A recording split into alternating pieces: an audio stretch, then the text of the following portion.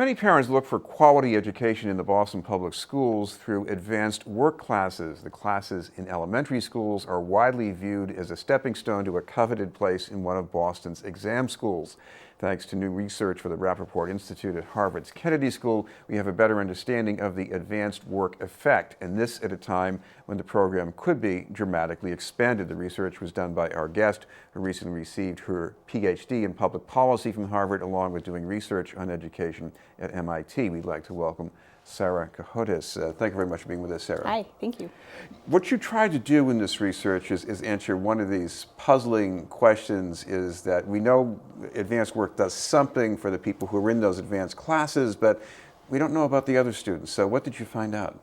Sure. What I found out is that students that participate in the program, as compared to students who just miss participating in the program, so comparing students just above and just below the test score cutoff, I found that those that participated in the program didn't have any difference in terms of their test scores, but students who participated in advanced work classes ended up attending Algebra 1 by 8th grade at a much higher rate and moving along in the math progression, so they're more likely to be in AP Calculus their senior year in high school. And later on, they're more likely to attend college and especially to attend an elite university, something like Tufts or Boston College.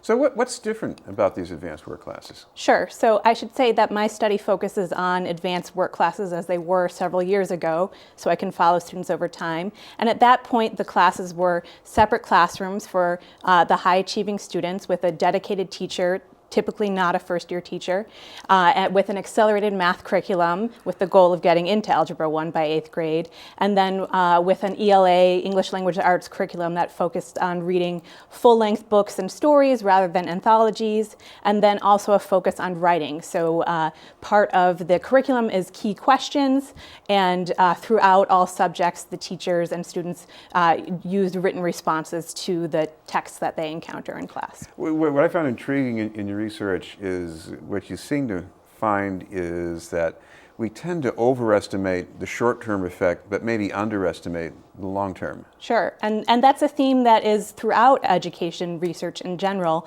Sometimes things don't appear right away in the standardized test scores. In Massachusetts, that's the MCAS, and there was no effect on the MCAS. But later on, it comes through in these important outcomes. One might even argue more important than the MCAS is where you're going to college and whether you're going to college.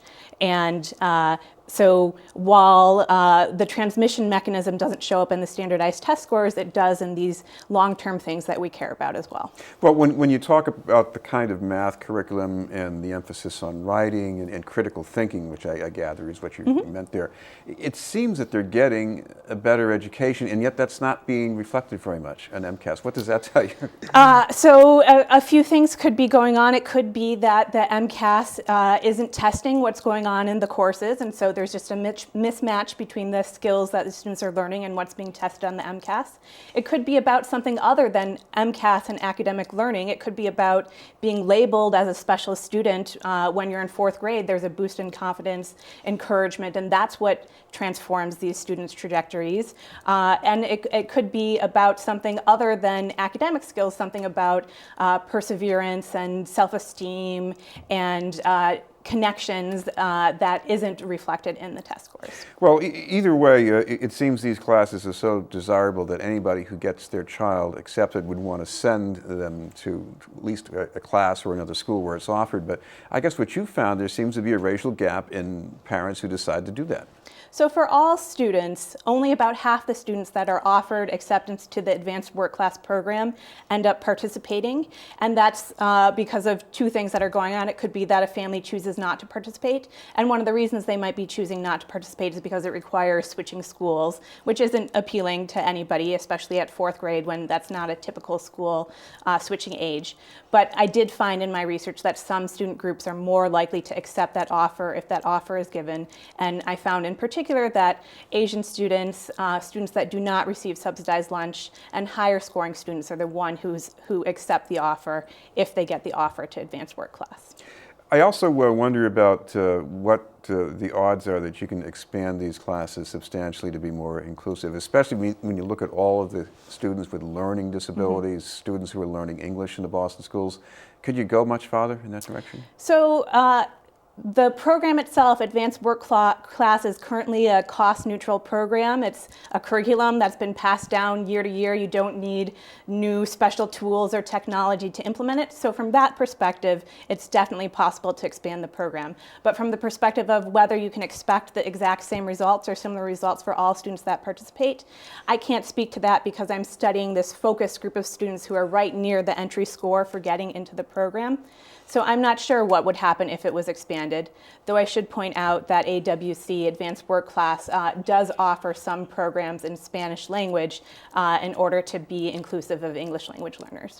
Anything else that you would suggest that might be done on the basis of what you've learned in your research? Sure. So a point that I think whether the program expands or changes in the coming years, something to think about is students who are offered a seat at the program but for some reason don't take that student. And from a policy perspective, I'd be interested in making sure that every child that wanted to participate had that opportunity and it wasn't a barrier around access to a new school or not understanding that you need to return the form. And instead, if any child who is qualified for the program wants to participate, it seems that they should have that opportunity. We should mention there might be a portal people can check out to find their way to your report. Sure. The Rappaport Institute at Harvard has a website, and it's currently advertised on the front page to see a policy brief that's based on my research. Thank you very much for being with us. Sure. For the Rappaport Institute, Sarah Cohodes. Still to come, a candidate for City Council in Dorchester and Mattapan.